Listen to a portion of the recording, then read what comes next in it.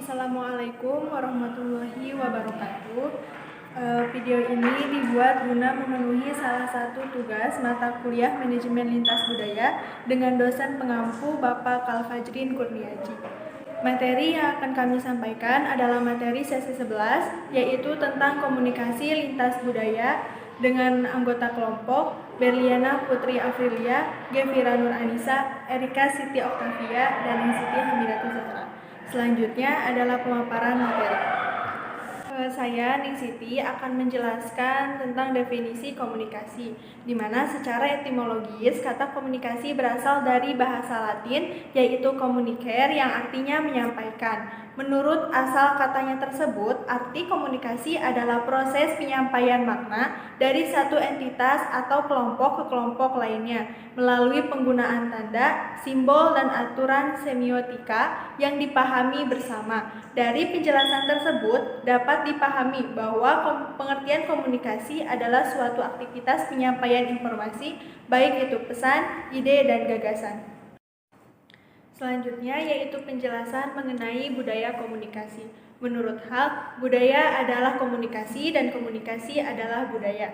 Alasan dualitas itu adalah bahwa Anda mempelajari budaya Anda melalui komunikasi dan pada saat yang sama, komunikasi adalah cerminan budaya Anda. Setiap budaya mempresentasikan anggotanya melalui cara berpikir dan cara berperilaku. Rodriguez menekankan pengaruh budaya pada persepsi dan tindakan manusia ketika dia menulis. Budaya terdiri tentang bagaimana kita berhubungan dengan orang lain, bagaimana kita berpikir, bagaimana kita berperilaku, dan bagaimana kita memandang dunia. Meskipun budaya bukan satu-satunya pendorong di balik perilaku, namun budaya merupakan faktor yang paling kuat. Hal menggarisbawahi hal ini ketika dia menyimpulkan, tidak ada satu aspek pun dari kehidupan manusia yang tidak disentuh dan diubah oleh budaya. Terima kasih kepada Neng Siti, dan saya Erika akan melanjutkan penjelasan mengenai manfaat komunikasi.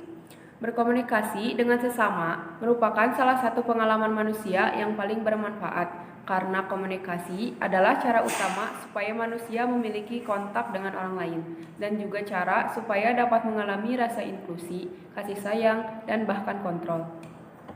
Adapun manfaat lain mengenai komunikasi, yaitu komunikasi membantu memahami persepsi orang lain. Komunikasi tidak hanya memungkinkan Anda menjalin hubungan dengan sesama, tetapi juga membantu mengumpulkan data tentang orang lain. Ketika Anda bertemu seseorang untuk pertama kalinya, Anda akan langsung mengumpulkan informasi tentang individu tersebut. Yang kedua, komunikasi membangun budaya dan identitas pribadi. Komunikasi lebih sekadar membantu kita untuk mengumpulkan informasi dan memenuhi kebutuhan interpersonal. Sangat penting dalam membangun identitas pribadi Anda. Yang ketiga, komunikasi memiliki kualitas persuasif. Komunikasi memungkinkan Anda mengirim pesan secara verbal dan non-verbal yang dapat membentuk perilaku orang lain. Dalam pengertian ini, kemampuan Anda untuk berkomunikasi memungkinkan Anda untuk melatih kontrol atas lingkungan Anda. Dalam berbagai kegiatan, Anda menggunakan komunikasi sebagai alat untuk mengatur dunia di sekitar Anda. Terima kasih kepada Erika. Selanjutnya, saya Gefira Nur Anissa akan menjelaskan tentang definisi komunikasi lintas budaya. Komunikasi lintas budaya adalah proses pengalihan ide atau gagasan suatu budaya kepada budaya lain dengan tujuan saling mempengaruhi. Komunikasi lintas budaya adalah komunikasi yang dilakukan sebagai akibat dari terjadinya proses komunikasi antar berbagai unsur kebudayaan. Tujuan komunikasi lintas budaya bertujuan untuk mengurangi tingkat kesalahpahaman serta ketidakpastian yang bisa menimbulkan konflik lintas budaya. Komunikasi lintas budaya menjadi sangat penting karena sangat berguna saat kita berkunjung atau berkomunikasi dengan lawan bicara yang berasal dari daerah atau negara lain. Begitu juga halnya dalam lingkungan kerja, Indonesia terdiri dari berbagai budaya sehingga sangat plural. Terima kasih kepada Gefira yang sudah memaparkan materi sebelumnya. Kali ini saya akan memaparkan materi mengenai hambatan-hambatan dalam komunikasi lintas budaya. Di dalam komunikasi lintas budaya terdapat 9 hambatan. Yang pertama yaitu ada fisik. Secara fisik, Perbedaan budaya pasti memiliki hambatan lokasi. Selain itu, hambatan yang lainnya adalah seperti media komunikasi, waktu, dan lingkungan. Yang kedua ada budaya. Perbedaan kedua adalah masalah perbedaan budaya yang mencakup agama, suku, ras, dan perbedaan sosial lainnya. Apabila tidak dilakukan dengan baik, maka bisa jadi ada kesalahpahaman di kemudian hari. Yang ketiga ada persepsi. Setiap orang memiliki pandangannya masing-masing dan perbedaan pandangan dan cara menilai inilah terkadang komunikasi malah bisa terjadi. Tetapi di sisi lain juga bisa terhambat sebab masing-masing memiliki pertimbangan yang tidak selalu sama. Yang keempat yaitu ada motivasi.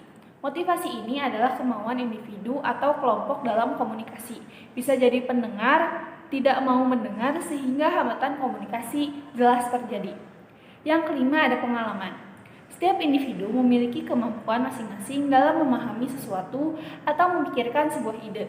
Biasanya pemahaman yang komprehensif dan luas didapatkan individu apabila memiliki pengalaman yang baik juga. Selain itu, pengalaman pendengar juga begitu. Apabila berbeda tingkatannya, maka akan muncul hambatan dalam memahami komunikasi yang terjadi. Yang keenam ada emosi. Emosional adalah sifat dasar manusia dan bagaimana kita bisa mengontrolnya.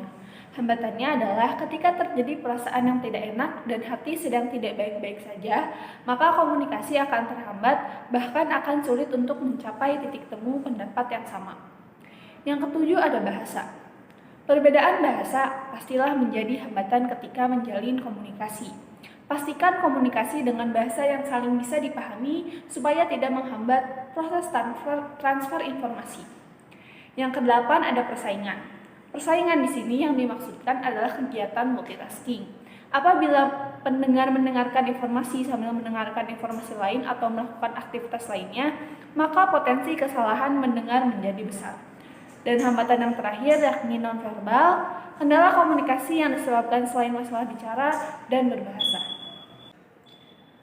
Untuk mengatasi hambatan-hambatan yang terjadi, tentunya ada beberapa solusi yang dapat dilakukan untuk mengatasi terjadinya hambatan tersebut, yakni mampu berusaha untuk memahami dan beradaptasi dengan cara budaya yang berbeda, memiliki pikiran yang terbuka, atau mencoba menempatkan diri Anda pada posisi orang lain, lalu memperbaiki dan meningkatkan kompetensi lintas budaya, menghindari asumsi dan penilaian sportif, dan yang terakhir adalah peka terhadap satu sama lain.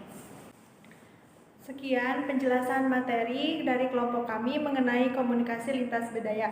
Mohon maaf bila ada salah kata. Terima kasih. Wassalamualaikum warahmatullahi wabarakatuh.